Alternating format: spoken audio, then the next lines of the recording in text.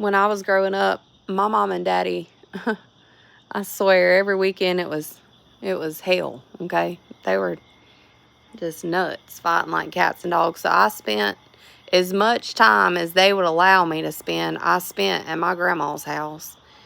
And every Friday night, I would spend at my granny's, and me and her would sit.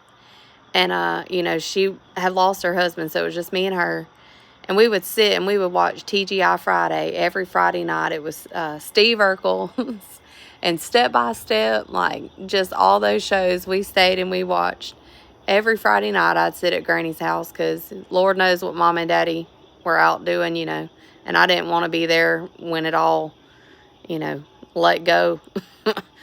I'd prefer just to stay with my granny. And every night, when my granny laid down on the bed, she had to pull back, you know, an electric blanket, a sheet, a regular quilt. Like, she had her full bed, which was what she slept in, and then I slept in the twin bed, which was next to her. And every night, when granny would go to bed, and I mean, she was faithful in this, she would pray out loud, laying in her bed every night.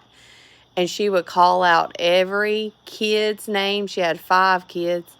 Well, 4 that was still living then, but she had 4. She would call out their names. She'd call out their youngins' names, their youngins' names, and just say, Lord, Lord, help Bessie.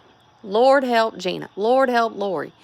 God, I need you to touch them. Lord, you know what, I mean, just as sincere as can be. And every single morning, she wouldn't wake you up. You'd still be in the bed. But when you would come out of her bedroom, because it was only a 2-bedroom little house, the other one was just pure decoration. When you would come out from the bedroom, she would be sitting at her table, you know, up there at the chair beside the table with her Bible, and just, she read the Bible every morning without fail. And I don't know. I didn't grow up going to church. I do know that.